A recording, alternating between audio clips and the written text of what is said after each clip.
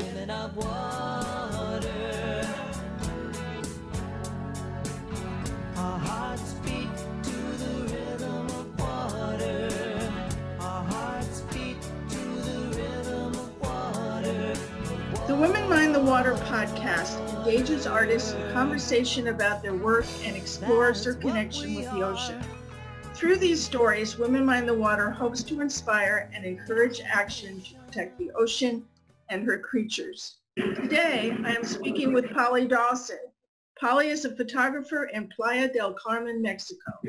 She has a master's degree in fashion design and spent nearly a decade working in fashion houses in London and Paris before leaving her job to travel in East Africa. Along the way, she became a diving instructor. Polly now lives on the Yucatan Peninsula, where she works for a wedding photography studio that is world famous for being the first to photograph brides and grooms underwater in the cenotes of the Riviera Maya. Cenotes are freshwater sinkholes that form in the limestone bedrock. Polly's work combines her talents in fashion design, diving, and photography. Let me start by asking about where you grew up and your journey to becoming a photographer. Were you always interested in photography? So I was not always interested in photography per se. I think I was always interested somehow in the power of the image though. When I was working in fashion design, actually I had friends who were well-known, very, very cool fashion photographers, but in that moment, photography didn't really interest me or speak to me so much. However, in fashion design, we use images all the time for inspiration, for conveying ideas, conveying messages that sometimes words just don't do justice. I think the power of the image for me is that we can all look at something and almost immediately we have a reaction to what we're seeing. It makes us feel a certain kind of way, or it provokes some thoughts or reactions in us. So I would say while I was not specifically interested in making images, I've certainly always been extremely interested in how those images inspire us and the ideas that they provoke. Which came first, diving or photography? Or did they evolve together? And how did you end up in Mexico taking photographs? In a way, I think that diving did come first. I have been so lucky to travel to many different places. I learned to dive really during traveling through my travels in East Africa. And yeah, when you go underwater, you are amazed. You're seeing things that you never see before. You want to show people, you want to capture that, you want to remember that. And I had an opportunity to work for 1 year in Djibouti, which is in the Horn of Africa. It's a small, stable little country on the Horn of Africa that's known because that's where the security teams jump on the boats to protect from the Somalian pirates. There you go.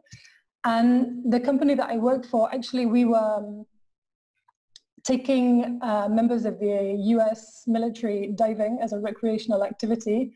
And we also had some commercial diving equipment in our offices because we have all these cargo ships in the area. So we were trying to also go underwater and survey the ships as well.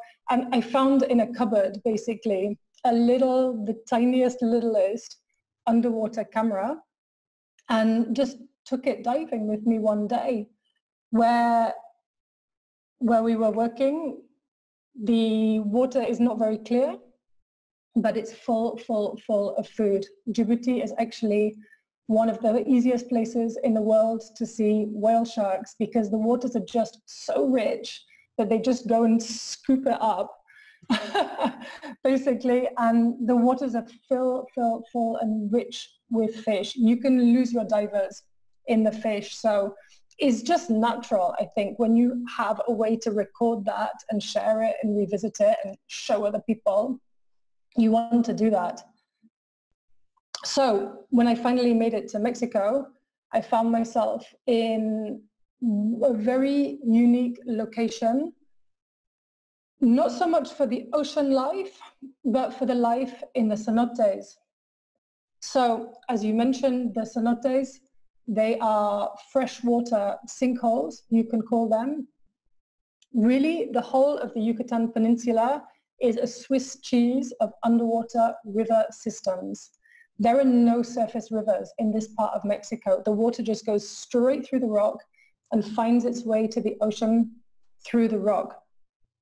One of the very special things about these cenotes is because the water's going through the rock to get in there, it's filtered on the way down. It's like a water filter, a Brita filter, and the water's really, really clear.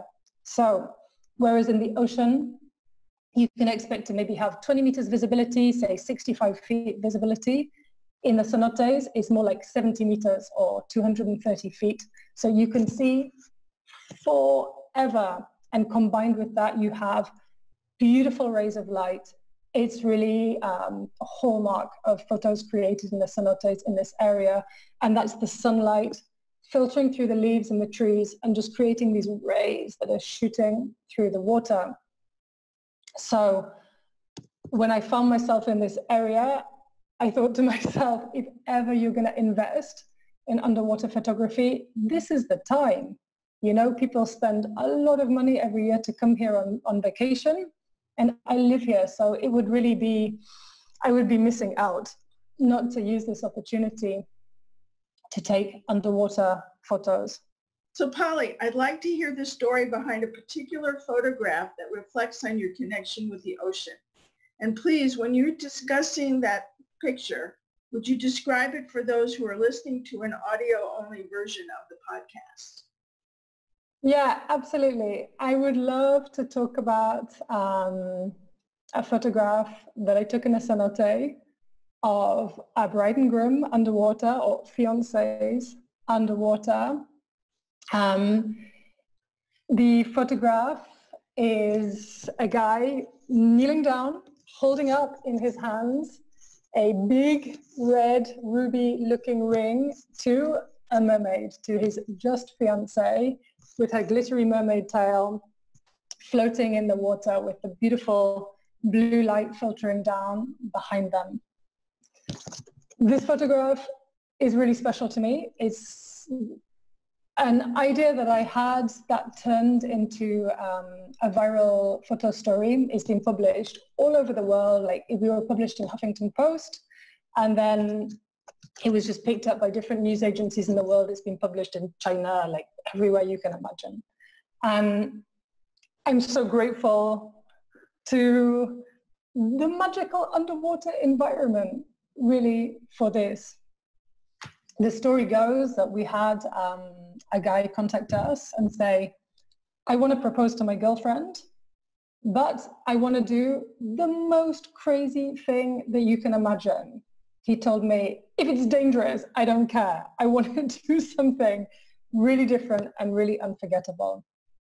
And I talked with him. I asked, like, tell me a little bit of information about your girlfriend. I looked in her social media. She was like, okay, she likes mermaids. I mean, everyone likes mermaids. How can you not? And I just came up with this idea that we're going to do a proposal, and then we're going to do like the ultimate proposal photograph. For me, it's become such a trend these days to have very documented, very produced, let's say, proposal experiences. People spend a ton of money. They have all these complicated logistics, and it's beautiful, but it's kind of crazy, right? And I thought, hey, if we're going to do something like complicated and crazy, why just not go all the way? Let's embrace the full fantasy. We're going to do an underwater proposal as a mermaid. For me, it just sums up so many of the things that I love most about the underwater environment and underwater photography. It's, for me, all about that otherworldly fantasy. There is something magical for me that happens when you go underwater and you enter that underwater world. On the other side of the surface of water is right there, is right there. We can step into the ocean, a lake, a bathtub, whatever. But as soon as we kind of slither under the surface, everything changes. We feel different. We feel the water on the body. We feel the temperature change. We move differently. Fabrics behave differently. You know, your hair floats around if you have hair. And it's a place where time is different and really the imagination can just run wild. So Polly, how would you like others to react to your photographs? There's something very childlike about the way we react to the things that we see underwater. Is really a sense of wonder. And that can be because of the creatures that we're seeing or because of the way we feel. Human beings, we've evolved to have a relationship with water. That's part of us. Our relationship with water is integral, even if it's just because we need to drink it every day. So I think there's something primal. I think there's something visceral. And yeah, it really transports us. How does your work engage people in caring about the ocean? I mean, the easy answer about how my work engaged people to care more about the ocean is you love what you know. I think is very interesting, especially that I work primarily in the cenotes these days, which are inland, fresh water sources of water. When we think about like the water and conservation, we think about the ocean a lot. We think about turtles with straws in their noses or trash floating or whatever it may be, pollution-wise. But a lot really happens inland also in this part of Mexico because it's a Swiss cheese. Everything that goes into the land goes into the water, and the water is connected to the ocean, and you really feel that and see that. Many tourists who visit this area, they're going to experience like the rivers, the underwater rivers flowing into the ocean. And I think that's just another degree of understanding about the connection. What's next for you? Right now, I want to make a little bit more the circle, come back a little bit more to the fashion way of being. It's been an amazing experience for me working with brides and grooms, working in the wedding industry in this part of Mexico. But I would like to start as well doing some more, let's say, creative photography or artistic or something where I don't have to worry about if the bride's going to like how her face looks or worry about how her hair is or whatever. And I think that allows much more possibility for creative expression and to use all the beautiful gifts that there are around us in this area to create really special and unique imagery. I have been speaking with Polly Dawson, the Women Mind the Water podcast series. The series can be viewed on womenmindthewater.com. An audio-only version of this podcast is available on the Women Mind the Water website and on iTunes. This is Pam Ferris-Olson. Thank you for listening. That's what we are.